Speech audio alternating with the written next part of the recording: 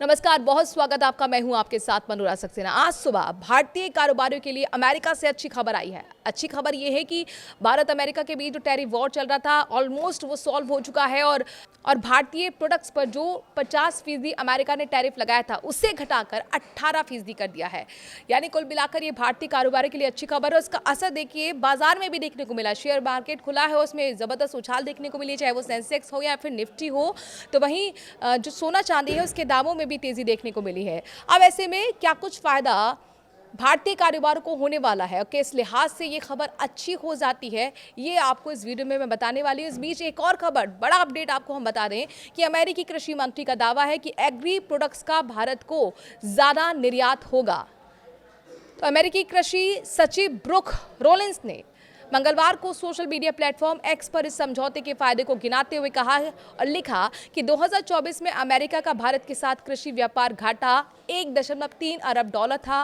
रोलेंस के मुताबिक भारत की बढ़ती आबादी अमेरिकी कृषि उत्पादों के लिए एक अत्यंत महत्वपूर्ण बाजार है। भारत और अमेरिका के बीच ट्रेड डील हो गई है। प्रधानमंत्री नरेंद्र मोदी के साथ फोन पर बातचीत के बाद अमेरिकी राष्ट्रपति डोनाल्ड ट्रंप ने इस समझौते का ऐलान कर दिया।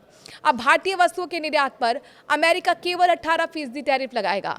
भारत अमेरिका ट्रेड डील से अमेरिकी कृषि सचिव ब्रुक रोलिंस गदगद हैं।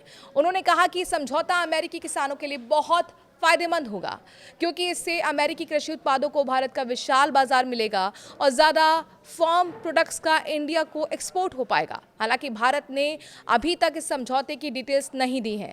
पहले कहा जा रहा था कि भारत अपनी कृषि और डेयरी क्षेत्र अमेरिका के लिए खोलने को राजी नहीं है। इसी को लेकर ट्रेड डील में होने में देरी भी हो रही थी। बहुत से लोगों को ब्रुक रोलिंस के दावों पर विश्वास नहीं हो रहा है। अमेरिकी कृषि सचिव ब्रुक रोलिंस ने मंगलवार को सोशल मीडिया प्लेटफॉर्म एक्स पर समझौते के फायदे को गिनाते हुए कहा और लिखा कि 2024 में अमेरिका का भारत के साथ कृषि व्यापार घाटा 1.3 अरब डॉलर था। रोलिंस के मुताबिक भारत की बढ़ती आबादी अमेरिकी कृषि उत्पादों के लिए एक अत्यंत महत्वपूर्ण बाजार है। उन्होंने लिखा, ये नया अमेरिका भारत समझौता अमेरिकी कृषि उत्पादों को भारत के विशाल बाजार में निर्यात करेगा। इससे कीमतें बढ़ेंगी और ग्रामीण अमेरिका में नकदी प्रवाह होगा। ये समझौता व्यापार घाटे को कम करने में काफी मदद करेगा। 500 अरब की महाखरीद और भू राजनीतिक असर पर राष्ट्रपति डोनाल्ड ट्रंप के मुताबिक प्रधानमंत्री नरेंद्र मोदी ने अमेरिका से ऊर्जा, प्रौद्योगिकी, कोयला और कृषि उत्पादों सहित 500 अरब डॉलर से ज्यादा की खरीद बढ़ाने पर सहमति जताई है।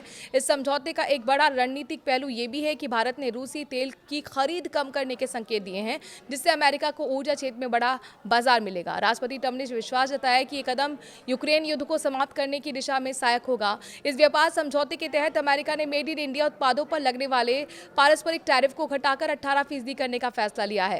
राष्ट्रपति ट्रंप ने इसे तुरंत प्रभावी बताते हुए कहा कि प्रधानमंत्री मोदी के साथ उनकी गहरी दोस्ती है।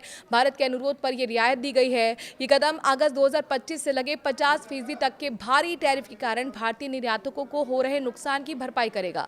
तो कुल मिलाकर अब जो मेड इन इंडिया प्रोडक्ट्स हैं उनकी पहुंच अमेरिका तक हो पाएगी और उन पर सिर्फ 18% टैरिफ लगेगा, जो अब तक 50% लग रहा था। तो ऐसे में भारतीय कारोबारियों के लिए खुशखबरी है, एक राहत की खबर है। जो नुकसान अब तक हो रहा था, चूंकि 31 जुलाई को ही यहाँ पर 50% टैरिफ का ऐलान अमेरिका के राष्ट्रपति डोनाल्ड ट्रंप की तरफ से कर दिया गया था।